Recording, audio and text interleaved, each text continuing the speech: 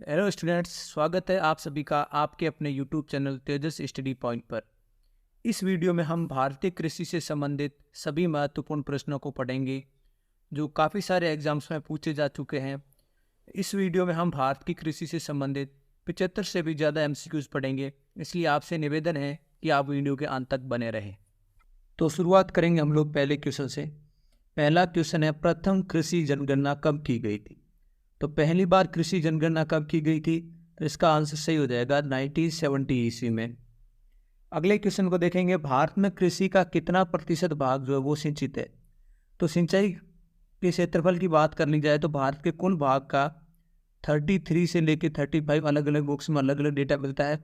ये जो है सिंचित क्षेत्रफल है और 65% भूभाग जो है वो वर्षा पर या मानसून पर निर्भर करता है। तो 33% को हम लोग जो है वो 1 तिहाई कहेंगे। भारत में कुल कृषि क्षेत्रफल का कितना प्रतिशत भाग पूर्णतः वर्षा पर निर्भर करता है? अभी हमने बताया है 65%।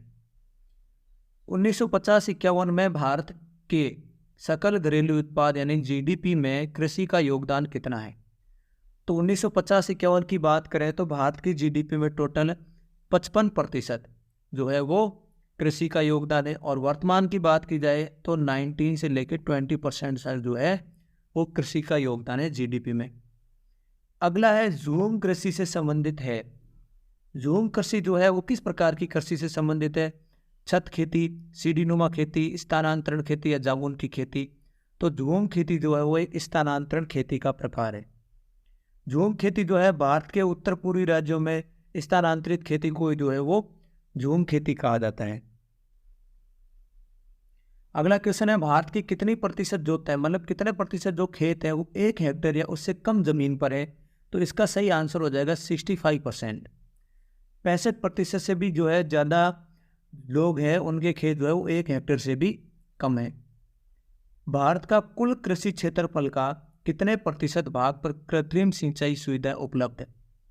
मतलब कितने प्रतिशत भूभाग पर जो है वो सिंचाई होती है? तो हमने देखा था 1 तिहाई यानी 36% जो है वो सिंचाई वाला क्षेत्र है। भारत में सिंचाई का सर्वप्रथम स्रोत क्या है?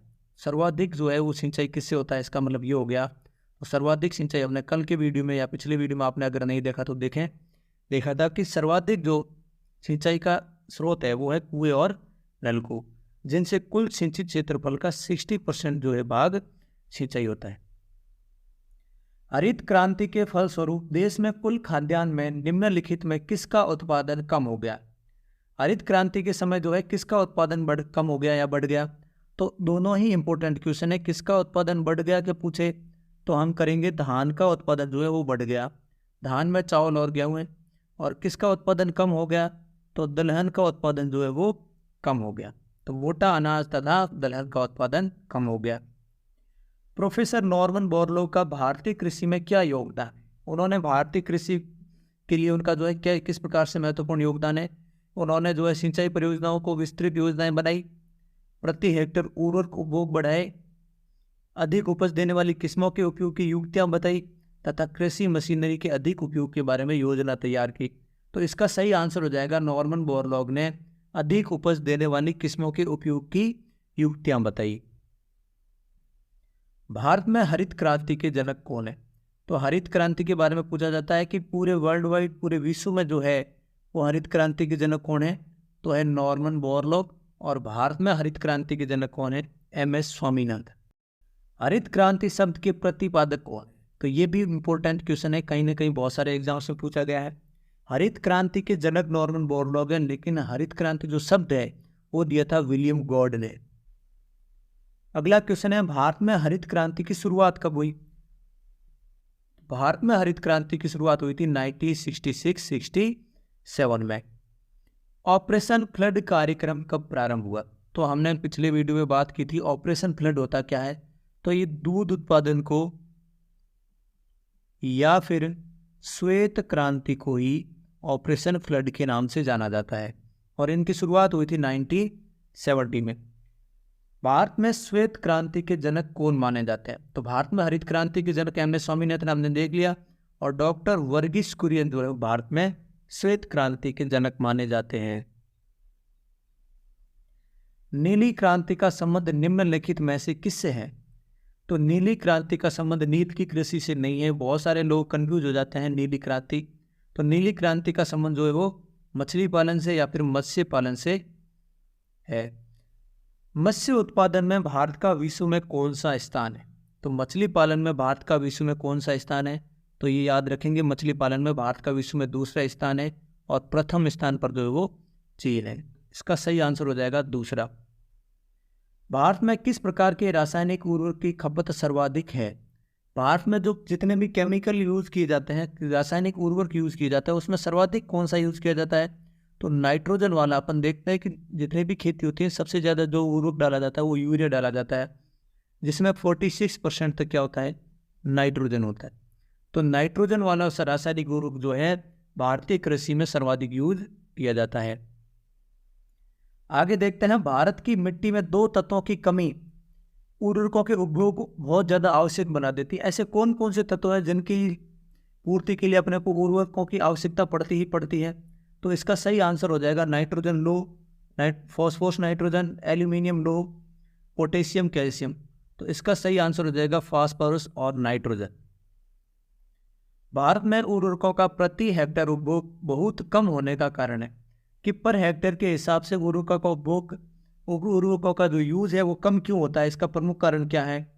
तो है किसानों की निर्धनता, किसानों की अज्ञानता, अपर्याप्त अनियमित जलापूर्ति और इनमें से सभी। तो उर्वरकों के उपभोग के बहुत कम होने के कारण सारे है किसान जो है उनके पास इतने पैसे नहीं है कि वो सारे के सारे उर्वरक खरीद सके, उनको उसके बारे में इतना ज़्यादा नॉलेज नहीं है और पर्याप्त सिंचाई के साधन भी उपलब्ध नहीं। इसका सही आंसर हो जाएगा इनमें से सभी। भारत में उत्तर प्रदेश राज्य का स्थान किसके उत्पादन में प्रथम है? उत्तर प्रदेश जो है किसके प्रोडक्शन में जो है फर्स्ट है, प्रथम है? खाद्यान्न उत्पादन, दूध उत्पादन, गन्ना या चीनी उत्पादन? तो दूध उत्पादन, खाद्यान्न यानी गेहूं उत्पादन और गन्ने उत्पादन, तीनों में जो है वो उत्तर प्रदेश प्रथम स्थान पर है। भारत के किस राज्य में कॉफी का सर्वाधिक उत्पादन होता है? सर्वाधिक कॉफी जो है हमने याद कर रखा है कर्नाटक में होती है। भारत में सबसे अधिक दाल का उत्पादन किस राज्य में होता है? तो दालों का उत्पादन सर्वाधिक मध्य प्रदेश में होता है। चावल का सर्वाधिक उत्पादन करने वाला राज्य कौन सा है? चावल का सर्वाधिक उत्पादन होता है पश्चिम बंगाल में। ये सारे के सारे हमने जो है पूरे की पूरी डिटेल में पिछले वीडियो में बात कर ली। मोटे अनाजों का सर्वाधिक उत्पादन करने वाला राज्य है? तो सर्वाधिक मोटे अनाज में कौन कौन से आता है? ज्वार तो सर्वाधिक जो है वो महाराष्ट्र में होता है। और आता है बाजरा का सर्वाधिक उत्पादन जो है वो राजस्थान में होता है। लेकिन मोटे अनाजों की बात की जाए तो सर्वाधिक उत्पादन जो है वो राजस्थान करेंगे हम लोग। भारत के किस राज्य में आलू का सर्वाधिक उत्पादन होता है? तो आलू का सर्वाधिक उत्पादन जो है वो उत्तर प्रदेश राज्य में होता है। मूंगफली उत्पादन में कौन सा राज्य अग्रणी है? मूंगफली जो है वो सर्वाधिक किस राज्य में होती है? तो मूंगफली उत्पादन में सर्वप्रथम राज्य कौन सा है? वो गुजरात है। आगे देखते हैं हम लोग, भारत के हरित क्रांति किस क्षेत्र में सर्वाधिक सफल रही? तो हरित क्रांति जो है वो किस किस के उत्पादन में जो है वो सर्वाधिक सफल रही है? तो हमने देखा गेहूं और चावल के उत्पादन में जो है वो सफल रही है। भारत का सर्वप्रथम रबड़ उत्पादक राज्य कौन सा है? सर्वाधिक रबड़ उत्पादक राज्य कौन सा है? तो इसका सही आंसर हो जाएगा केरला। भारत में आम का सबसे बड़ा उत्पादक राज्य, सर्वाधिक आम का उत्पादक राज्य कौन सा है? तो इसका सही आंसर हो जाएगा महाराष्ट्र। सर्वाधिक महाराष्ट्र में जो है वो आम का प्रोडक्शन होता है। प्याज उत्पादन में भारत का अग्रणी राज्य, ये भी जो है इसका आंसर हो जाएगा महाराष्ट्र। विश्व में कॉफी उत्पादन में भारत का कौन सा स्थान है? कॉफी उत्पादन की बात करें तो भारत का जो है वो 7वां स्थान है विश्व में, और भारत में प्रथम स्थान पर जो है वो कर्नाटक है। भारत की मुख्य खाद्य फसल कौन सी है? तो भारत की मुख्य खाद्य फसल है चावल।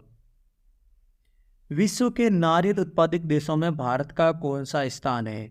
तो नारियल उत्पादक देशों में भारत का स्थान प्रथम है। अगला क्वेश्चन देखते हैं, कौन सा देश विश्व में गेहूं का सर्वाधिक उत्पादन करता है? देश की बात करें तो गेहूं और चावल दोनों का सर्वाधिक उत्पादन जो है वो चीन करता है, और भारत के अंदर कौन करता है? उत्तर प्रदेश करता है। अपन देश बताना है तो अपन इसका आंसर करेंगे चाइना। भारत में निम्न में से कौन सी वाणिज्यिक फसल है? वाणिज्यिक फसल क्या होती है? ऐसी फसल जिनको उत्पादन करने का या जिनको उगाने का मकसद किसानों का जो है वो होता है पैसा कमाना, उसको बोलते हैं वाणिज्यिक फसल।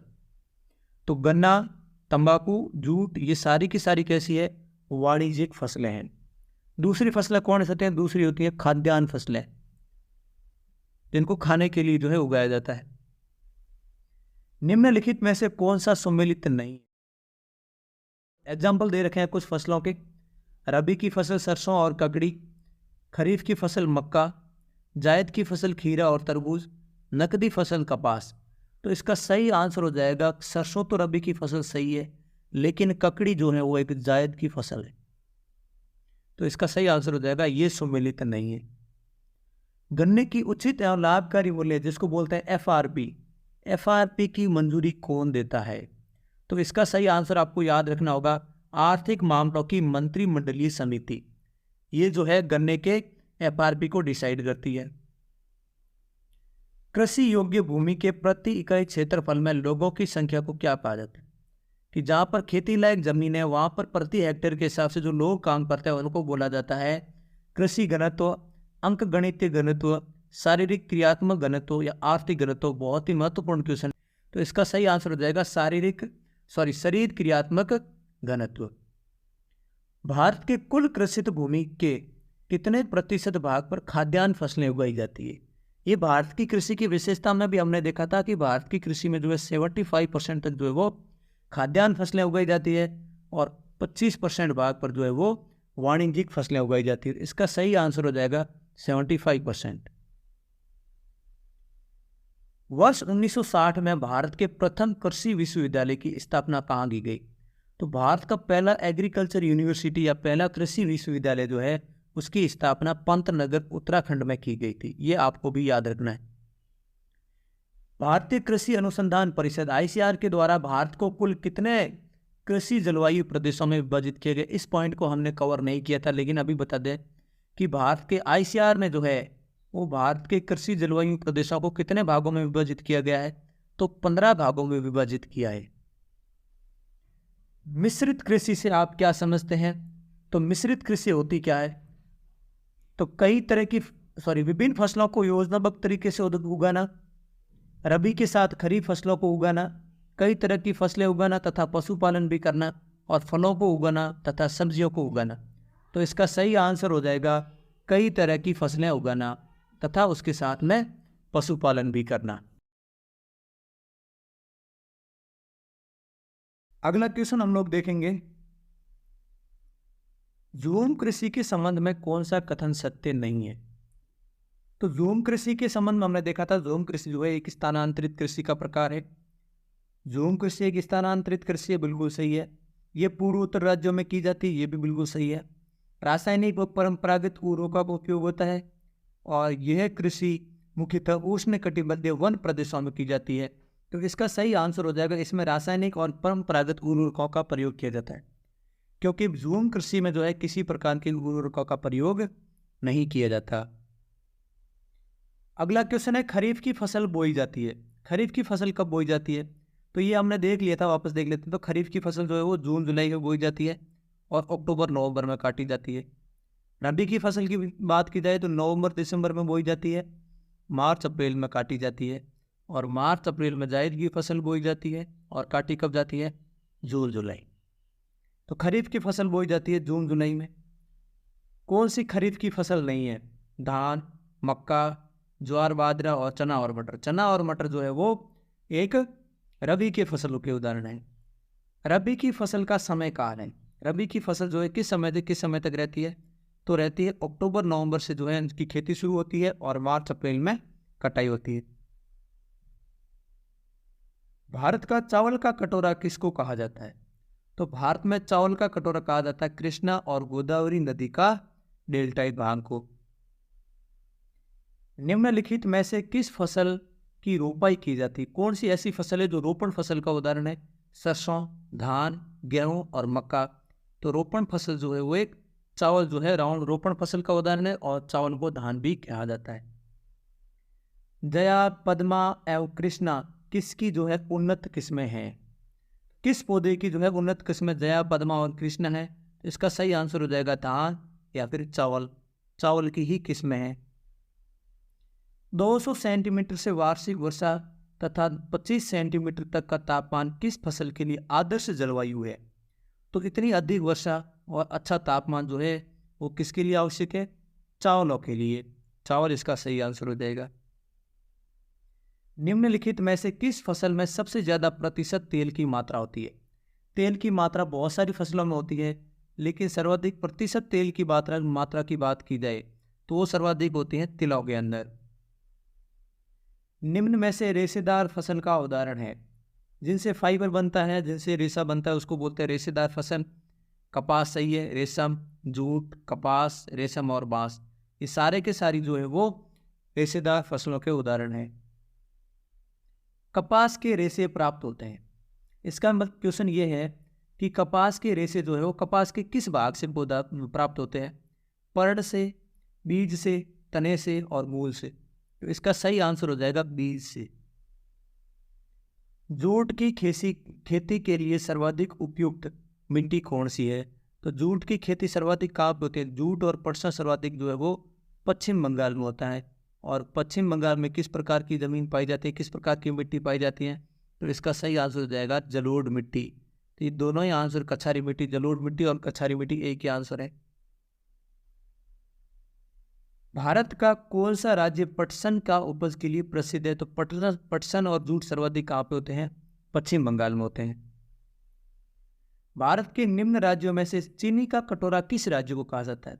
धान का कटोरा तो कृष्णा गोदावरी डेल्टा भाग को कहा जाता है, और चीनी का कटोरा, चीनी जो है वो गन्ने से प्राप्त होती है, और गन्ना सर्वाधिक उत्तर प्रदेश में होता है। तो चीनी का कटोरा किसको कहेंगे? उत्तर प्रदेश को कहेंगे। कई बार विश्व में भी पूछा जाता है कि विश्व का जो है वो चीनी का कटोरा किसको कहा जाता है? तो इसका भी आप याद रखो कि क्यूबा देश को कहा जाता है। भारत में एकमात्र प्रदेश जो केसर का उत्पादन करता है, भारत में एकमात्र ऐसी जगह जहाँ पे केसर का उत्पादन होता है, वो कौन सी है? वो है जम्मू एंड कश्मीर। निम्नलिखित में से कौन सा देश विश्व का सबसे अधिक केसर उत्पादन करता है? सबसे अधिक केसर उत्पादन भारत में तो जम्मू एंड कश्मीर होता है, लेकिन विश्व की बात की जाए तो सर्वाधिक हो जाएगा ईरान में। ऐसे क्षेत्र जहां वार्षिक वर्षा जो है वो 200 सेंटीमीटर से भी अधिक होती है और जगह जो है वो पहाड़ी ढलाव वाली है, ऐसी खेती जो है किस खेती के लिए जो आइडियल जगह होगी? तो पहाड़ी ढलानों पर और 200 सेंटीमीटर से अधिक जहाँ पे वर्षा होती है, वो वहाँ पे जो है अच्छी फसल कौन सी होती है? चाय जो है वहाँ पे उत्पादित होती है। भारत के निम्नलिखित राज्यों में से कौन सा अधिकतम सिल्क सूत उत्पादित करता है? सिल्क सूत मतलब रेशम का उत्पादित करता है, और रेशम उत्पादन सर्वाधिक कहाँ होता है? कर्नाटक में। भारत में कौन सी जोड़ी सुमेलित नहीं है? निम्नलिखित में से कौन सी जोड़ी सुमेलित नहीं है? फसल और राज्यों के हिसाब दे रखा है। गन्ना उत्तर प्रदेश में सर्वाधिक होता है, जूट पश्चिम बंगाल में सर्वाधिक होता है, कपास महाराष्ट्र में सर्वाधिक होता है, सोयाबीन आंध्र प्रदेश में सर्वाधिक होता है। इनमें से कौन सा सुमेलित नहीं है? तो इसका सही आंसर हो जाएगा सोयाबीन आंध्र प्रदेश, क्योंकि सोयाबीन सर्वाधिक कहाँ पे होता है? वो मध्य प्रदेश में होता है। अगला क्वेश्चन है, सब्जियों के उत्पादन में भारत का विश्व में कौन सा स्थान है? तो इसका सही आंसर हो जाएगा पहला। सब्जियों के उत्पादन में भारत का जो है वो प्रथम स्थान है। किस भारतीय राज्य को मसालों का बगीचा कहा जाता है? इसका पता ही सबको, केरल है। इलायची और काली मिर्च का सबसे बड़ा उत्पादक राज्य कौन सा है? सबसे ज़्यादा इलायची और काली मिर्च जो है ये मसालों में ही आते हैं, और मसाले सबसे ज़्यादा कहाँ पे होते हैं? केरला में। नॉर्मन बोरलॉग जो भारत की हरित क्रांति के जनक माने जाते हैं, विश्व की हरित क्रांति के जनक माने जाते हैं, भारत की हरित क्रांति के जनक MS स्वामीनाथन माने जाते हैं। नॉर्मन बोरलॉग किस देश के थे? तो ये जो है संयुक्त राज्य अमेरिका के एक कृषि वैज्ञानिक थे। अगला है, गुलाबी क्रांति किससे संबंधित है? गुलाबी क्रांति जो है वो झींगा उत्पादन से संबंधित है। सुनहरी क्रांति का संबंध किससे है? तो वो फल उत्पादन से है। फल उत्पादन ऑप्शन नहीं दे रखा तो ऑप्शन लिख देंगे बागवानी से। इंद्रधनुषीय क्रांति का संबंध है हरित क्रांति से, श्वेत क्रांति, नीली क्रांति या ये सभी? इंद्रधनुष की क्रांति का मतलब होता है सभी क्रांतियों पर नियंत्रण रखना, इसमें हो जाएगा ये सभी। काली क्रांति का संबंध है पेट्रोलियम उत्पादन हमने पढ़ा था, इसका आंसर हो जाएगा पेट्रोलियम नहीं दे रखा है तो इसका सही आंसर हो जाएगा कच्चा तेल उत्पादन। निम्नलिखित को सम्मिलित निम्न में से कौन सा सम्मिलित नहीं है? भूरी क्रांति उर्वरक उत्पादन, गोल क्रांति आलू उत्पादन, काली क्रांति दलहन उत्पादन, गुलाबी क्रांति झींगा उत्पादन। इसका सही आंसर हो जाएगा काली क्रांति दलहन उत्पादन। काली क्रांति जो है वो पेट्रोलियम उत्पादन से संबंधित है। अगला क्वेश्चन है, भारत में नलकूप और कुओं से सिंचाई में अधिकतम क्षेत्रफल वाला राज्य कौन सा है? सर्वाधिक नलकूप और कुओं से सिंचाई किस राज्य में होती है? तो सही आंसर हो जाएगा उत्तर प्रदेश। प्रायद्वीपीय भारत की सिंचाई का प्रमुख स्रोत क्या है? तो प्रायद्वीपीय भारत यानी दक्षिणी भारत में हमने देखा था पठारी और पर्वतीय प्रदेश होने के कारण वहाँ पर जो है कुएं, नहरों या फिर जो है नलकूपों की खुदाई संभव नहीं है, तो वहाँ पर सिंचाई का प्रमुख साधन कौन सा है? तालाब इसका सही आंसर हो जाएगा। काकरा पार जो है, ये काकरा पार परियोजना किस नदी पर है? उकाई और काकरा पार परियोजना जो है वो तापी नदी पर स्थित है। ऑपरेशन फ्लड का संबंध किससे है? ये क्वेश्चन जो है अगर आप वीडियो देख रहे हैं और शुरू से दोनों ही वीडियो देखे हैं तो आपको ये पता होगा कि ऑपरेशन फ्लड का संबंध किससे है। तो इसका आंसर आप जो है वो कमेंट बॉक्स में दें। आप लोगों को अगर ये वीडियो अच्छा लगा है तो आप वीडियो को लाइक, शेयर एंड सब्सक्राइब जरूर करें हमारे यूट्यूब चैनल को, और ऐसे ही वीडियो देखने के लिए आप हमारे यूट्यूब चैनल के बेल आइकन को भी ऑन रखें। Thank you. जय